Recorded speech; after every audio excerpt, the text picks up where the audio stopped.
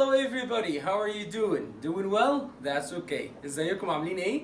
النهارده هنعمل فيديو مختصر وبسيط ولكن بيلخبط. النهارده هنشرح الفرق ما بين السايلنت تي والهيكب تي.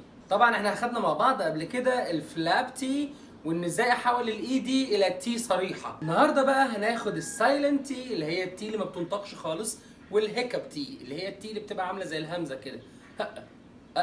هقول لك يعني ايه هيكب برضو، بس تابع معايا الفيديو. تحس ان الامريكان في حرب ما بينهم او عداوه ما بينهم وما بين حرف التي، مبهدلينه يا عيني معاهم. مره فلاب تي ومره هيكب تي ومره التي بتنطق صريحه كده ومره سايلنت يلغوها خالص. ربنا يكون في عون التي يا جماعه. تعال نشرح بقى اول قاعده اللي هي قاعده السايلنت تي. امتى نحذف التي خالص او امتى الامريكان بيحذفوا التي خالص، وعلى اساسه حضرتك هتحذف التي، لان المستعمل دلوقتي في العالم كله الامريكان انجلش. حرف التي لو جه قبله حرف الان وبعده حرف متحرك التي بيحذف خالص. طب ناخد مثال، المثال المشهور interview.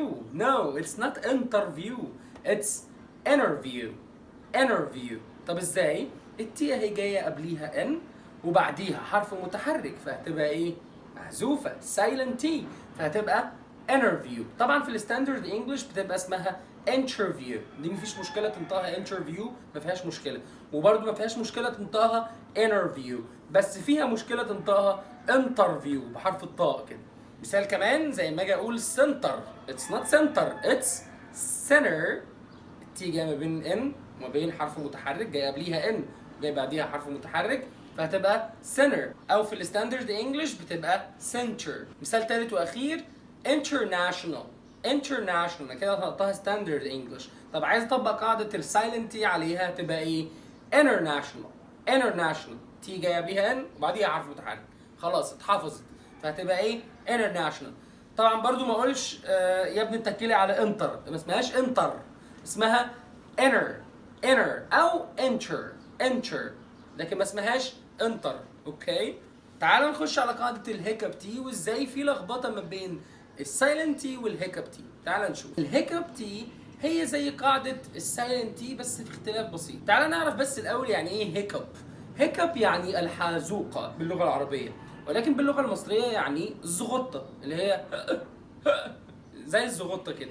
طب ليه سميناها هيكب تي او الهارد تي؟ عشان تحس ان هي بتنطق زي الهمزه كده، اللي هو زي ما اجي اقول مثلا مارتن، ده اسم واحد فما بقولش عليه مارتن، بقول ايه؟ مارتن. القاعده بتقول ان التي لو جه قبليها حرف الان وبعديها حرف الان منطوق نطقا، يعني التي بتبقى حازوقيه او هيكب تي فهتبقى زي ايه؟ طب تعالى نشوف، ناخد مثال عشان نفهم اكتر. زي مثلا المثال المشهور mountain.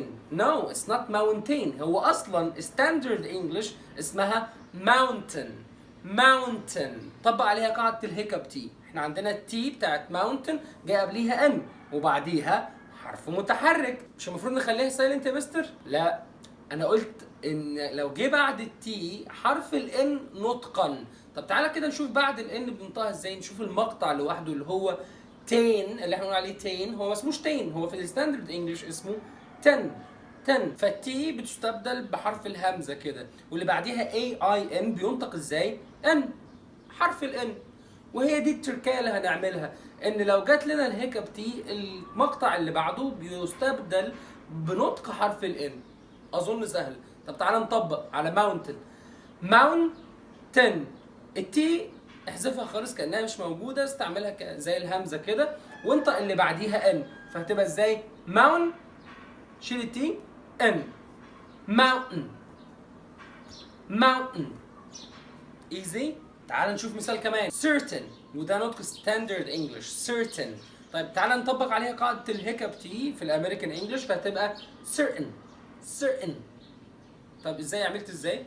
sir ده المقطع الاولاني TAIN، التي مستبدلها بهمزه والAIN بتنطق زي ما اتفقنا حرف الان، نطق حرف الان على طول ان sir حرف الان ان.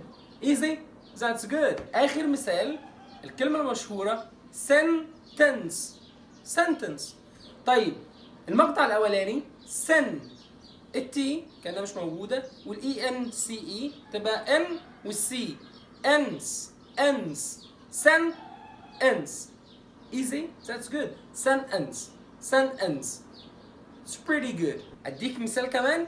لا مش هديك مثال كمان. هنا بقى دورك جاي. دورك جاي في ايه؟ ان حضرتك هتعمل لي فيديو تجيب لي 5 امثله على قاعده السايلنت تي و5 امثله على قاعده الهيكب تي، وتبعته في برايفت مسج على البرايفت نمبر على الواتساب او على الفيسبوك، وهجمع الفيديوز دي كلها وهنشر فيديو على الشانل بتاعتي. ما تنسوش تعملوا سبسكرايب للقناه لو اول مره تشوفوا فيديو عليها، والناس اللي عاملين سبسكريبشن للقناه ما تنسوش الشير بقى واللايك والتصييت والتظبيط، وبرضه عشان تفيدوا غيركم وتعرفوهم الخطأ الشائع وازاي يصححوه، وهو برضه تكون ساعدت في فعل خير. اشوفكم في فيديو جديد. Have a good day.